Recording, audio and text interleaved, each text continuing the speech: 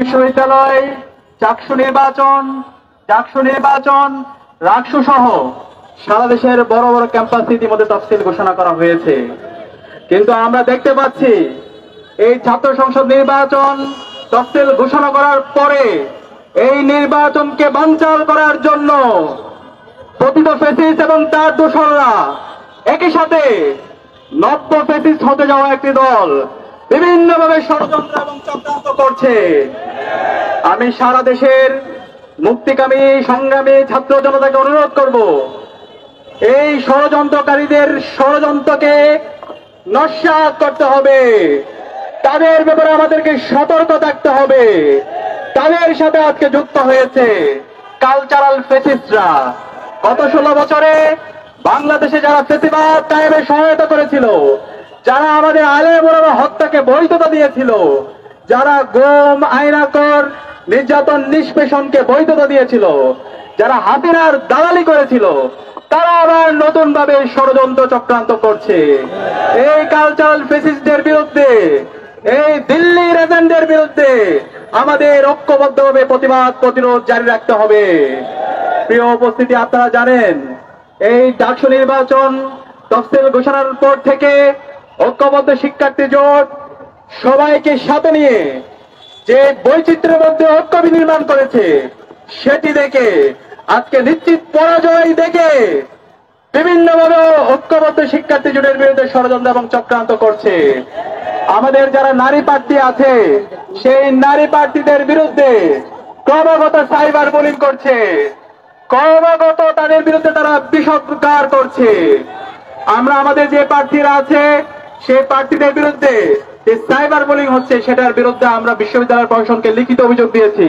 আপনারা জানেন আমাদের প্রার্থী সাবিকুন নাহার তামান্নার ছবিকে কিভাবে বিকৃত করা হয়েছে, যে হিজাব নবিয়ার মাধ্যমে গত 16 বছরে খুনি হাসিনা এবং তার দোসররা আমাদের নারীদের অধিকার ক্ষুণ্ণ করেছিল।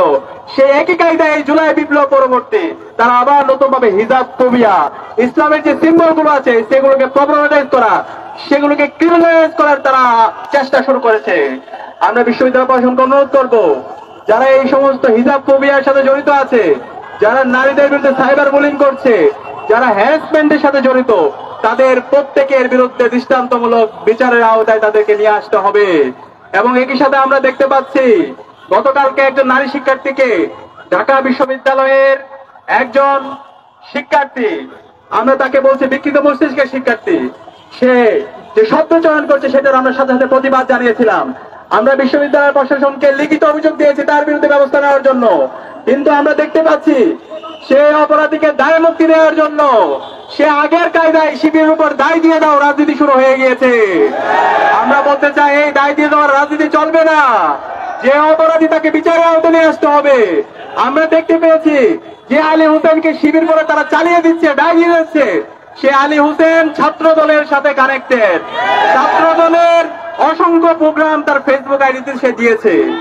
সুতরাং এই ধরনের যদি আপনারা দায় দিয়ে রাজনীতি করেন, আপনারা গত 1 বছর জুড়ে যে কাজগুলো করেছেন জাতির কাছে পরিষ্কার, কারা আমাদের নারীদের শ্লীলতাহানি করে। ঢাকা বিশ্ববিদ্যালয়ের শিক্ষার্থীরা জানে 2002 সালে শামসুন্নাহর হলে কিভাবে নারীদের উপর নির্যাতন করা হয়েছিল, বইয়ের মধ্যে কিভাবে নির্যাতন করা হয়েছিল। গত 1 বছর জুড়ে 40টার উপরে ধর্ষণ করেছে যারা আজকে নারীদের অধিকারের কথা বলছে। এভাবে আমরা প্রতিদিন পত্রিকার পাতা খুললে এই নারীদের শ্লীলতাহানি থেকে শুরু করে হ্যারাসমেন্ট থেকে শুরু করে সব কর্মকাণ্ডের সাথে আমরা তাদের জড়িত থাকার অভিযোগ খুঁজে পাই। আমরা অনুরোধ করব এই সমস্ত হ্যারাসমেন্টের সাথে যারা জড়িত আছে তাদের বিরুদ্ধে আমাদের জিরো টলারেন্স ঘোষণা করতে হবে, তাদেরকে আইনের আওতায় নিয়ে আসতে হবে। ঐক্যবদ্ধ শিক্ষার্থী জোটের পক্ষ থেকে আমাদের প্রতিজ্ঞা হচ্ছে প্রতিটি ক্যাম্পাসে নারীদের জন্য নিরাপদ ক্যাম্পাস গড়ার আগ পর্যন্ত আমরা থামবো না, আমরা আমাদের লড়াই চালিয়ে যাবো ইনশাআল্লাহ। সবাইকে অসংখ্য ধন্যবাদ। সালাম আলাইকুম রহমতুল্লাহ।